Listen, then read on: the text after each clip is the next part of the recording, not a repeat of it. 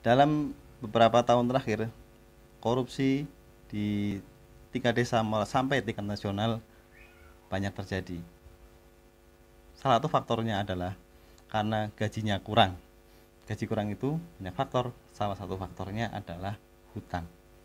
Kali ini saya bersama seorang ASN di bidang pendidikan yang sampai saat ini dalam tanda kutip SK-nya masih nganggur.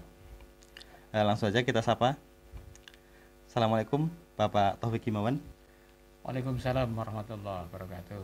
Nah ini sedikit tadi saya udah cerita ke viewer kita, para penonton kita bahwa saat ini banyak ASN yang SK-nya itu nggak mau nganggur di rumah, Pak. Iya. Nah, Bapak ini kan salah satu ASN di Kemenag ya, Pak ya? Ya, di Kemenag Purbalingga. dan SK-nya itu sampai sekarang masih nganggur. Masih Ini nganggur. bisa diceritakan, Pak, kok bisa SK-nya masih nganggur gitu, Pak? Iya, terima kasih pertanyaannya.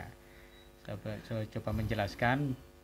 Ya, memang fenomena di lingkungan ASN rata-rata bukan hanya sebagian besar, tapi hampir 90% itu semua SK-nya disalurkan di bank ataupun disekolahkan di bank. Fenomena itu bahkan menjadi semacam pendapat dari ASN, keuntungan tersendiri dari ASN adalah SK-nya bisa dimasukkan ke bank untuk mendapatkan modal. Tapi hal itu bisa menjadi semacam bumerang bagi ASN itu sendiri, karena di satu sisi dia mendapatkan keuntungan modal, tapi di sisi lain ketika ada cicilan cukup membebani. Oleh karena itu, alhamdulillah saya kurang lebih sudah hampir 10 tahun SK-nya nganggur, tidak dimasukkan ke dalam bank. Jadi PNS tahun berapa ya, Pak Taufik? Ya, saya sendiri jadi PNS tahun 1997. Iya. Tapi dalam perjalanan dari 97 SK itu pernah dimasukkan ke bank? Iya, nggak, Pak? saya juga seperti yang lainnya dulu, sejak dari awal juga seperti itu. Tapi setelah saya mempelajari lebih jauh, lebih dalam mengenai tentang agama kita, sebenarnya agama kita itu mengusahakan supaya jangan berhutang. Bahkan Rasulullah sendiri kan mengajarkan kepada kita doa agar tidak terbelit dengan hutang, terhindar dari hutang. Dan doa itu diletakkan pada tempat yang paling mulia sekali, yaitu pada waktu sholat sebelum salam. Nah, kita dianjurkan supaya kita diusahakan supaya tidak terkena hutang. Oleh karena itu, setelah saya lebih jauh mendalami, ya sekitar 10 tahunan saya alhamdulillah tidak mensekolahkan SK saya di bank. Sebenarnya kalau rekan-rekan Bapak yang dalam tanda kutip menyekolahin SK itu di bank, itu motivasinya sebenarnya karena memang mereka punya usaha sampingan atau untuk pemenuhan kebutuhan atau untuk misal beli rumah, beli mobil, itu kebanyakan dari pengalaman Bapak sendiri dulu waktu masukin SK itu di bank buat apa, Pak, awalnya itu? Sebelum kita bicara sebelum ini ya, Pak, sebelum Bapak mengenal agama kita yang hakiki ini. Iya. Motivasinya rata-rata berbeda-beda. Banyak sekali motivasinya, diantaranya ada yang katanya untuk mengembangkan bisnis, ada yang katanya untuk kebutuhan yang dasar, diantaranya rumah, ada yang kebutuhan yang lain. Tapi kalau dilihat sepertinya ya lebih banyak bukan kebutuhan tapi semacam keinginan. Jadi mereka lifestyle ya, Pak, gaya hidup ya. Keinginan dalam arti untuk memperbaiki gaya hidup ya, hidup. Sehingga mereka akhirnya larinya, jalan keluarnya lari ke bank, SK-nya disekolahkan di bank, seperti itu. Sebenarnya kalau plafonnya sampai berapa sih, Pak? Dulu waktu Pak Taufik pertama jadi ASN itu golongan berapa, Pak? Saya pertama di ASN itu golongan 2B. Nah itu gaji berapa? Terus kalau buat ke bank itu plafon sampai berapa tuh, Pak? Iya. Yang waktu 2B itu 2B dengan gaji waktu awal ya, saya tahun 1997, gaji saya itu sekitar 140-an ribu. Satu bulan, Pak? Satu bulan 140-an ribu. 98 pas Krismon apa Iya, sebelum awal Krismon. Awal Krismon iya, ya, Pak ya. Awal Krismon. Awal Krismon gaji 140.000. 140.000. Waktu itu ya sudah banyak yang namanya tawaran. Waktu itu yang paling favorit itu sepeda motor. Oh, sepeda motor. Iya. Ya. Waktu yang paling favorit, alhamdulillah saya dapatkan sepeda motor waktu itu yang pertama, sepeda motor tua itu tanpa kredit. Ya, itu seperti itu. Nah, waktu itu tawaran yang paling menggiurkan ya sepeda motor baru cukup dengan 100.000. 100.000 dengan ya cicilannya berapa sampai berapa tergantung tahunnya, berapa tahun berbeda-beda, langsung mendapatkan ya laku keras waktu itu. Iya.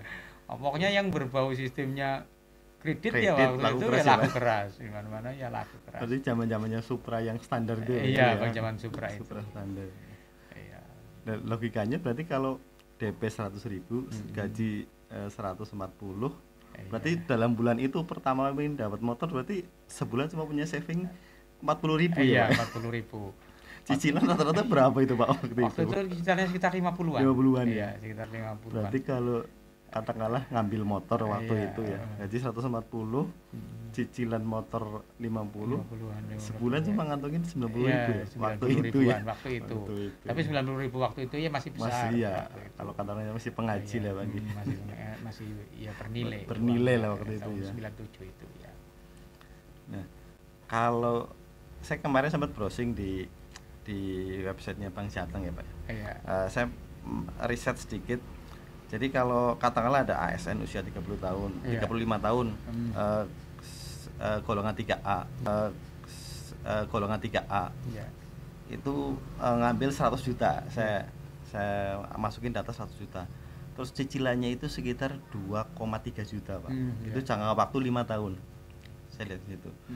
Kalau 3A sekarang kan berapa Pak? 3 juta atau 4 juta ya? 3A ya tergantung dari masa kerjanya. Masa kerjanya ya? 3A bisa beda-beda. Beda ya. Yang 3 awal ya Berarti- paling ya 3 jutaan Iya. lebih. Gitu. Tapi kok kenapa si Bank Jateng itu berani ngasih kredit katakanlah gaji 3A 3 juta lah Pak ya? Iya. 3 juta. Dia masih berani ngasih plafon 100 juta dengan cicilan 2,3. Iya. Emang Bank Jateng itu terkenal yang paling berani, Pak. Paling berani Pak. Iya, Bank Jateng di antara bank-bank yang lain dia paling berani sampai dengan limit berapa dia masih berani. Masih berani. Iya, itu Bank Jateng itu. Makanya Bank Jateng termasuk ya favorit di antara PNS itu. Terutama di Jawa Tengah Di ini satu Pak ya. sisi sangat dimudahkan itu Bank Dimudahkan, Jateng itu. Dimudahkan dari syarat-syaratnya dengan yang lainnya masih Bank Jateng mudah. Kemudian dari limitnya juga masih dimudahkan sekali. Bahkan kalau sampai tidak ketahuan bisa itu, kalau di sekolah dasar itu dulu sampai ada yang min dan lain sebagainya sehingga temannya itu sampai terkena imbasnya. Terkena imbasnya karena gajinya sistemnya satu kelompok itu sehingga temannya yang lain ikut mengganti. Tapi kalau sekarang saya tidak tahu itu untuk yang dari dinas saya sendiri sistem gajinya bagaimana. Tidak. Tapi kalau di Kemenak sih tidak bisa.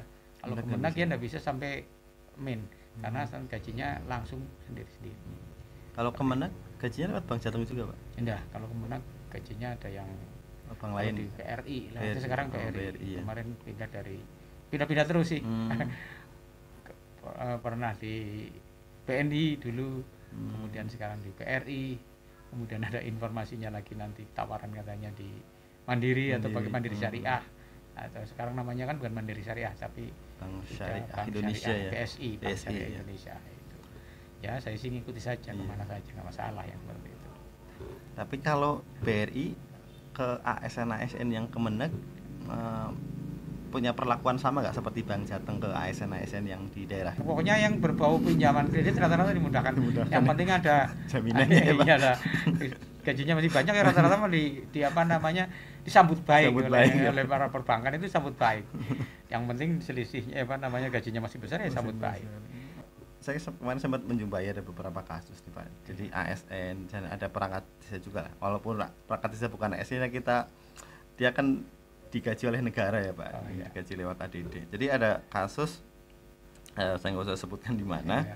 Jadi ada perangkat desa dan juga ada ASN yang gajinya tuh dia udah habis. Paling sisa sebulan di angka 500 ribu lah Pak. Masya Itu kan Allah. kalau zaman sekarang ya dikatakan habis lah Iya, buat iya. apa gitu kan.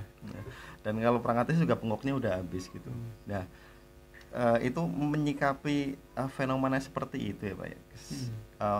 Pak Taufik ini yang SK-nya masih nganggur, dan SK-nya masih nganggur itu bisa nggak berikan kisi-kisi atau seenggaknya bisa menginspirasi mereka supaya nggak banyak orang-orang yang ASN yang terjebak keadaan seperti itu gitu Pak. Iya, ya, terima kasih. Sebenarnya sih untuk bisa seperti itu langkahnya mudah untuk bisa lepas dari jeratan hutang itu, terutama jeratan hutang yang berbau riba yang seperti itu atau berbau kredit seperti itu. Jelas itu riba yang pertama ya. Ketika kita pinjam di bank itu yang pertama riba. Kiatnya mudah, bahwa kita pelajari saja agama kita. Di agama kita jelas kita tidak boleh terlibat di riba. Ketika kita sudah terjerat dalam riba seperti itu, kita berarti ikut andil membesarkan riba. Itu yang pertama. Ketika itu menyadari bahwa itu tidak benar, kita dalam hati kita itu bertekad untuk meninggalkan itu. Tapi itu saja saya kira masih kurang ya. Kita perlu minta bantuan dari Allah Subhanahu wa taala.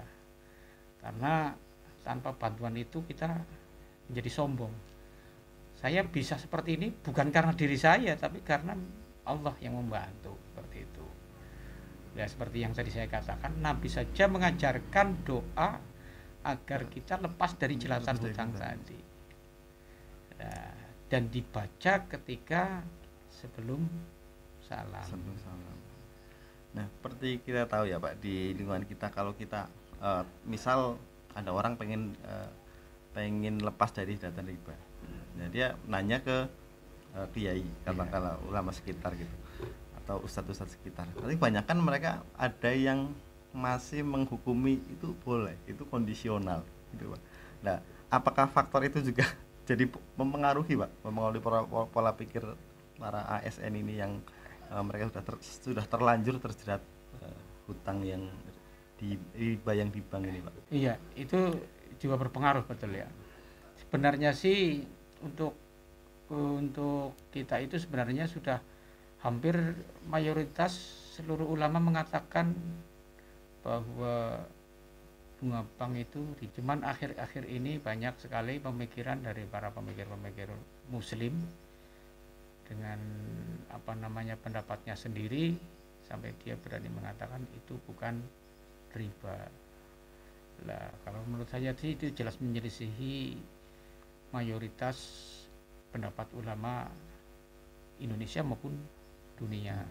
Jadi mayoritas pendapat ulama Indonesia maupun dunia menyatakan bahwa bank konvensional ya itu riba. Tapi memang ada 1-2 pemikir muslim, saya tidak berani mengatakan itu ulama ya, pemikir muslim yang berani mengatakan bahwa bunga bank di bank konvensional itu bukan riba. Nah itu memang akibatnya, salah satunya itu banyak yang menyepelekan akibatnya. Toh ada yang mengatakan boleh hikik gitu. Sehingga mereka lebih berani lagi, pinjam lagi, terjerat seperti itu. Jadi cukup berpengaruh gitu juga pendapat seperti itu.